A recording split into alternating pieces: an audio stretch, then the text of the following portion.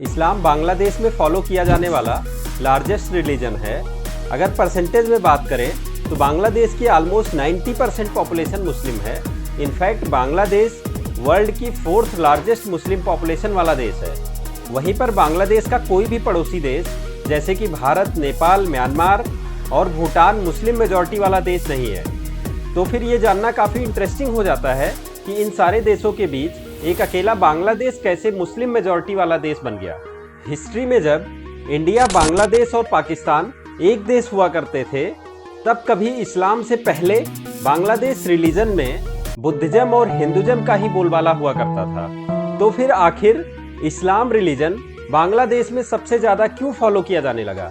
इसका आंसर जानने के लिए हमें थोड़ा सा हिस्ट्री में जाना पड़ेगा और सबसे पहले ये जानना पड़ेगा कि आखिर इस्लाम बांग्लादेश में आया कैसे था।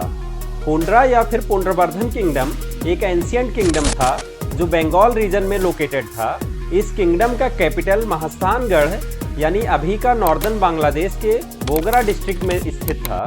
महाभारत और पौराणिक लिटरेचर के हिसाब से भी पुंड्रा किंगडम के फाउंडर किंग बाली के पुत्र प्रिंस पुंड्र थे। महास्थानगढ़ को डिस्कवर करने के लिए बहुत सारे रिसर्चर्स का योगदान रहा है और 1879 में सबसे पहली बार अलेक्जेंडर कनिंघम ने महास्थानगढ़ को पुंड्रा किंगडम के कैपिटल के रूप में आइडेंटिफाई किया था, जो इस बात की तरफ इशारा करता है कि एंशिएंट टाइम्स में बंगाल रीजन में हिंदुज्म ही रहा होगा। अब अगर बात एंशिएंट बंगाल की करें तो यहाँ समय समय पर कॉन्जिक्यूटिव वेव्स ऑफ माइग्रेशन में Austro Asiatics, Buddhist, Tibeto Burmans, Dravidians और इंडो आर्यन सेटल होते रहे हैं। बंगाल रीजन की लोकेशन ही इसे स्पेशल बनाता है और अर्ली क्रिश्चियन सीरा से ही बे ऑफ बंगाल का इस्तेमाल साउथ ईस्ट एशिया से ट्रेड करने के साथ बुद्धिस्ट और हिंदू कल्चर को एक्सपोर्ट करने के लिए भी किया जाता था। 6th सेंचुरी में मोहम्मद द्वारा इस्लाम रिलीजन की शुरुआत मक्का में की जाती है और धीरे धीरे अरब सहित आसपास के एरिया में इस्लाम का प्रभाव फैल जाता है। अब 8th सेंचुरी में ही सेसानियन एम्पायर के फॉल के साथ इस्लाम की एंट्री बांग्लादेश रीजन में भी हो जाती है और अरब द्वारा मेनली इसे ट्रेड रूट की तरह इस्तेमाल किया जाता था। 8th से 12th सेंचुरी तक Bangladesh mostly as a trade route use किया जाता था और उस टाइम तक बांग्लादेश में इस्लाम का प्रभाव बहुत ज़्यादा नहीं था। फिर 12th सेंचुरी में घुरीद डायनेस्टी के लीडर बख्तियार खिलजी ने बांग्लादेश के साथ साथ इंडिया के कुछ हिस्सों पर कब्जा कर लिया और इसके बाद इस्लाम का प्रभाव बंगाल रीजन में तेजी से बढ़ने लगा। फिर इसके बाद बंगाल रीजन पर दिल्ली के सुल्तान ने भी ऑलमोस्ट 1 सेंचुरी तक रूल किया और 14th सेंचुरी तक आते आते बंगाल 3 अलग अलग शहरों सोनारगांव, सतगांव और लखनौती में डिवाइड हो गया। सोनारगांव की कमान फखरुद्दीन मुबारक शाह के पास थी, सतगांव की कमान शमसुद्दीन इलियास शाह के पास थी, वहीं पर लखनौती की कमान अलाउद्दीन अली शाह के पास थी और इन तीनों सिटीज को दिल्ली के गवर्नर्स कंट्रोल कर रहे थे। अब 1352 में शमसुद्दीन इलियास शाह ने फिर से इन तीनों सिटीज को यूनाइट कर दिया और इसे इंडिपेंडेंट बंगाल सुल्तनत डिक्लेयर कर दिया। इलियास शाह ने अपने इन्वेजन के दौरान दिल्ली के सुल्तान को रिट्रीट करने पर भी मजबूर कर दिया। साथ ही इलियास शाह की आर्मी नॉर्थ वेस्ट में वाराणसी, नॉर्थ में काठमांडू, ईस्ट में कामरूपा और साउथ में उड़ीसा तक पहुंच गई। दिल्ली ने सिकंदर शाह के शासन के दौरान ऑफिशियली बंगाल की इंडिपेंडेंस को एक्सेप्ट कर लिया। इसके साथ ही बंगाल एक कॉमर्शलाइज्ड और मोनेटाइज्ड इकोनॉमी की तरह इवॉल्व हो रहा था और साथ ही चाइना, ईस्ट अफ्रीका, अरब, पर्सिया, यमन और मालदीव्स जैसे देशों के साथ ट्रेड लिंक स्टैब्लिश हो रहे थे। फिर मुगल एम्पायर के दौरान बाबर ने बंगाल को इन्वेड करना स्टार्ट किया और फाइनली अकबर के शासन के दौरान बंगाल सुल्तनत पूरी तरह से कोलैप्स हो जाता है। 17th सेंचुरी तक आते आते मुगल एम्पायर ने बंगाल पर पूरी तरह कंट्रोल कर लिया था और सोनारगांव के लास्ट इंडिपेंडेंट रूलर मूसा थे, जिनको 10 जुलाई 1610 को मुगल एम्परर जहांगीर के आर्मी जनरल इस्लाम खान चिश्ती से हार का सामना करना पड़ा और इसके साथ ही इस्लाम खान चिश्ती बंगाल के सबसे पहले मुगल सूबेदार बन गए। मुगल्स ने ढाका को फोर्ट सिटी बना दिया और ये बंगाल सूबा का 75 सालों तक कैपिटल रहा।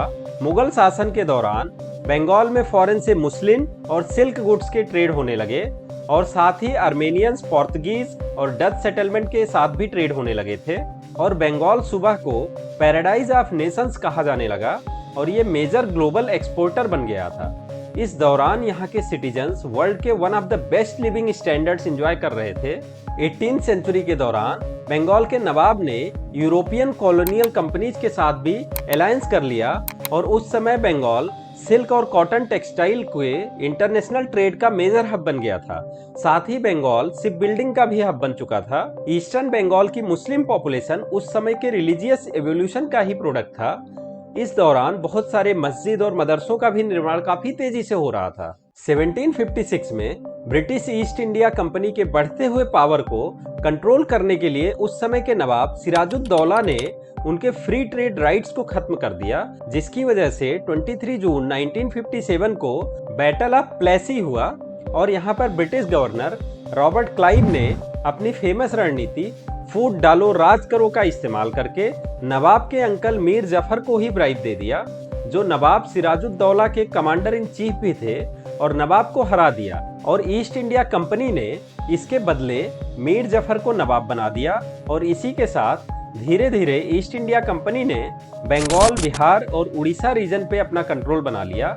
इस समय British east India company Mughals के बिहाफ पर इस रीजन को रूल कर रही थी। अब 1857 के इंडियन रिवॉल्ट के बाद ब्रिटिश पार्लियामेंट ने पावर ईस्ट इंडिया कंपनी से ब्रिटिश गवर्नमेंट को ट्रांसफर कर दी और इसके साथ ही बंगाल प्रेसिडेंसी के सारे एडमिनिस्ट्रेटिव फंक्शंस को ब्रिटिश गवर्नमेंट ने टेक ओवर कर लिया। ब्रिटिश एडमिनिस्ट्रेशन का प्रभाव नॉर्दर्न इंडिया के साथ अफगानिस्तान तक था, वहीं पर ईस्ट में बर्मा और सिंगापुर तक फैला हुआ था और देखते ही देखते बंगाल प्रेसिडेंसी ब्रिटिश एम्पायर का लार्जेस्ट डिवीजन बन गया। ब्रिटिश एम्पायर ने वर्ल्ड के अनेक हिस्सों से ट्रेड नेटवर्क स्टैब्लिश कर लिए। इसके साथ ही ब्रिटिश गवर्नमेंट ने अपने बिजनेस को फायदा पहुंचाने के लिए बांग्लादेश में डेवलपमेंट के काम तेजी से किए। ब्रिटिश ने टैक्स फ्री रिवर पोर्ट्स और सी पोर्ट्स स्टैब्लिश किए। इस समय ब्रिटिश इंडिया का हाईएस्ट जीडीपी बंगाल से ही आता था। बंगाल में 1862 में ही रेलवे की शुरुआत हो गई थी, जिससे बंगाल एशिया का one of the first region बन गया था जहां रेलवे की शुरुआत हुई थी।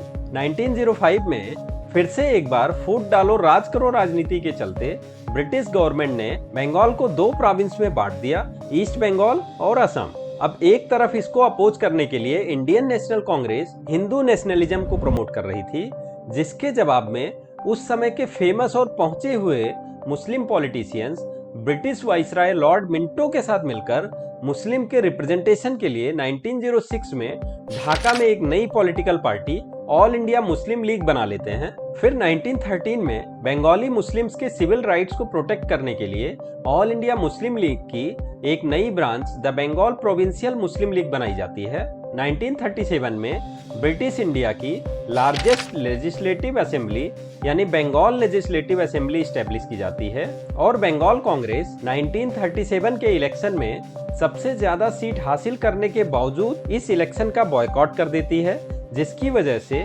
कृषक प्रजा पार्टी के AK फजलुल हक बंगाल के पहले इलेक्टेड प्राइम मिनिस्टर बन जाते हैं और हक ने 1940 के लाहौर रेजोल्यूशन को पूर्ण समर्थन दिया। इस रेजोल्यूशन में नॉर्थ वेस्टर्न और eastern zone of British India को मुस्लिम मेजॉरिटी नेशन होने के नाते इंडिपेंडेंट स्टेट बनाने की मांग थी।